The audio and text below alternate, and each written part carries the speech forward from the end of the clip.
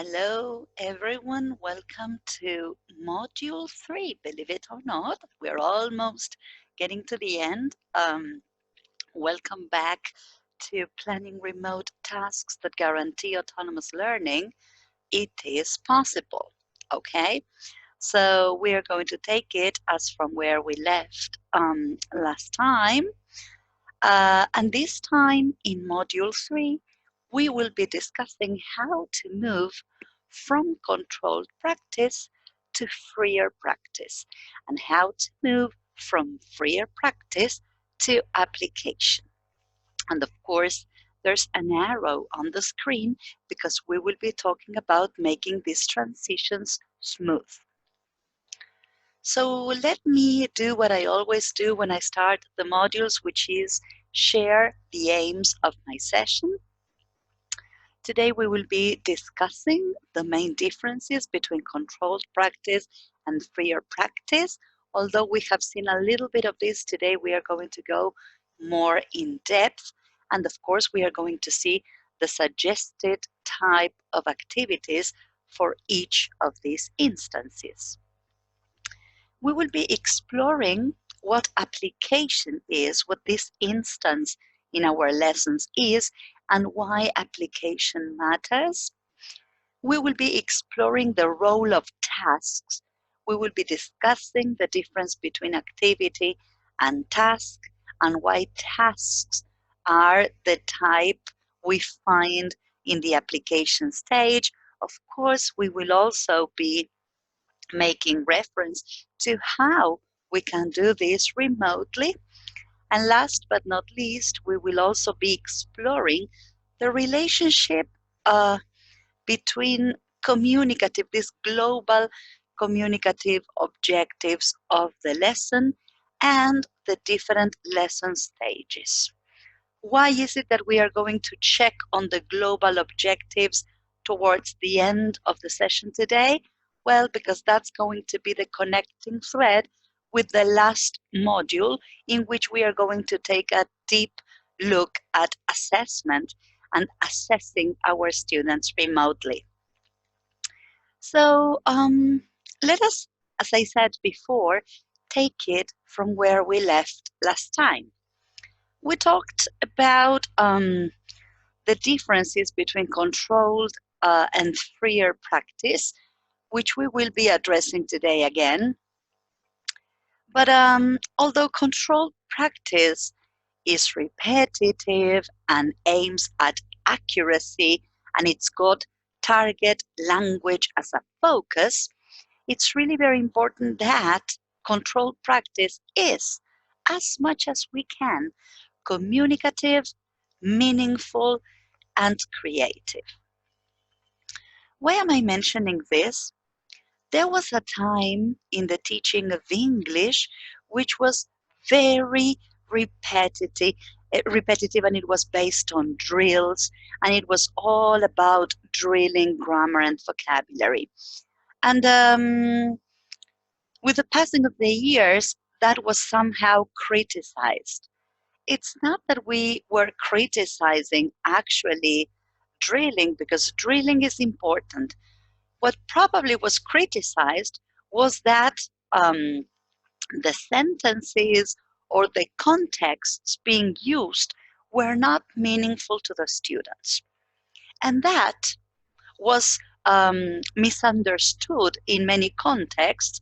And what we got was that we had some teachers who stopped drilling, stopped systematizing, and it was not a matter of that, actually. It was a matter of being meaningful to the students. So systematization matters, controlled practice really matters, but what really, really matters as well is how relevant the context is to our learners. We will be giving lots of examples today. So if you pay attention to the screen, it says the techniques for this approach are designed to provide students with ample opportunities for repetition and practice with a wholly communicative context, without the shortcomings usually characteristic of pattern drills or other more traditional methods. So we are talking about creative automatization here. What does that mean? We must never forget that whatever we teach students needs to be practiced. Systematization matters. But what we need to think, and that is going to be our challenge, is how we make that controlled practice instance meaningful, and how do we allow our students to somehow, through that controlled practice, engage in a context, engage in a topic. So if we consider the activities that promote creative automatization, we are talking about activities that are communicative. That is to say that they require students to make use of utterances, of chunks of language, of these structures that we intend to teach them, rather just for the sake of saying something. So if you are thinking about systematizing, you are going to get the students to use the target structure, but in order to say something that means to them, hopefully. They are psychologically authentic. They require students, of course, to allocate attentional resources to the encoding and decoding of language. And of course, it has an impact on these language events that we are promoting. You probably know, dear teachers, that unless something is meaningful to you, you probably stop making the effort of learning it. So what we are doing here is reflect upon the importance of creating in our students the need to want to learn something, understanding that what they are learning matters. This is the reason why today we will be talking about objectives. These activities need to be focused, organized around functions and notions. Let me clarify this for you. We will be teaching grammar, simple present, present perfect, present continuous, conditional sentences. We will also be teaching vocabulary. Those are grammar items and vocabulary items. When we talk about language functions, what we are asking ourselves is, what is it that communicatively our students will be able to do with that grammar and that vocabulary? Let me give you an example. A function is giving personal information. It's a function of language. Now, what grammar and what vocabulary do I need to learn to be able to give personal information? So we do have to teach grammar and we do have to teach vocabulary, but most importantly, we need to make our students aware of what language functions they will be performing by using that grammar and that vocabulary. And then if you pay attention, it says there is this question of repetition, okay? That's one of the main characteristics of controlled practice. There has to be repetition. And the idea is that students can work with utterances that they can repeat and use in a number of situations. So we're going to go back to the main differences between controlled practice and freer practice, because both in your face-to-face lessons and in these remote lessons, the lesson stages are a must, as we have been discussing, and controlled practice is absolutely necessary. So if we pay attention to controlled practice, we are saying that controlled practice activities refer to activities that are restricted in nature. What does that mean? They focus on a given target language. And it's a way of drilling. Actually, we are drilling, we are systematizing, so they are restricted. The focus of controlled practice has to do with developing accuracy more than fluency. The aim of controlled practice is that students master the new language item. What's the characteristic of controlled practice? Repetition, a very important word we will be discussing today, scaffolding. We are supporting our students, and in this remote context, this is even more important. And of course, they have a specific target language focus. In these controlled practice activities, we are focusing on simple present. And of course, the specific target language, okay, this language that we drill in this controlled practice stage usually has to do with vocabulary, grammar, and functions, also spelling and pronunciation. All right?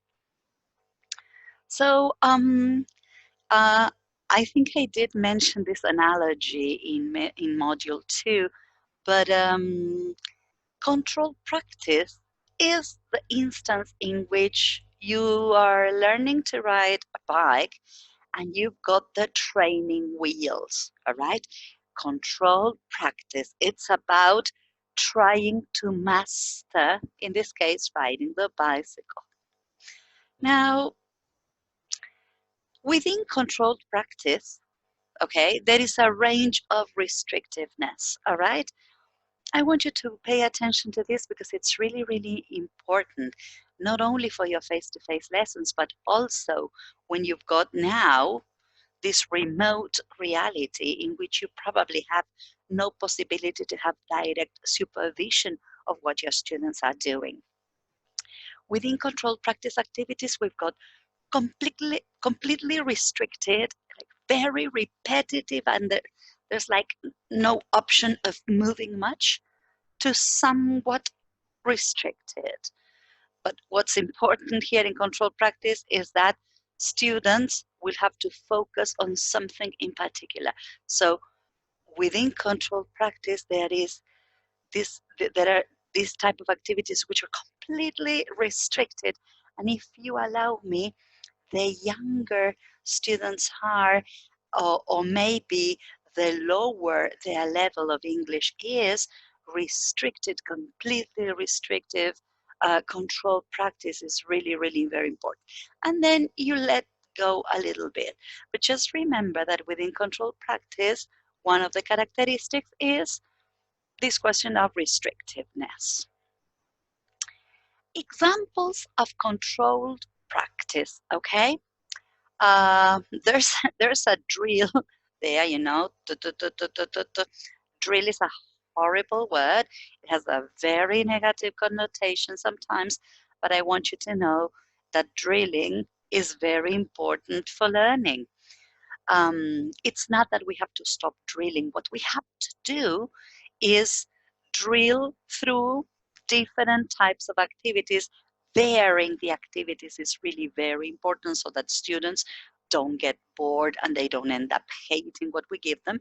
Variety importance, it is important, matters, but it's really also very important that we vary the activities. So within the activities for controlled practice, we've got gap fill activities focusing on form, the typical put the verbs in the correct tense, the verb between brackets.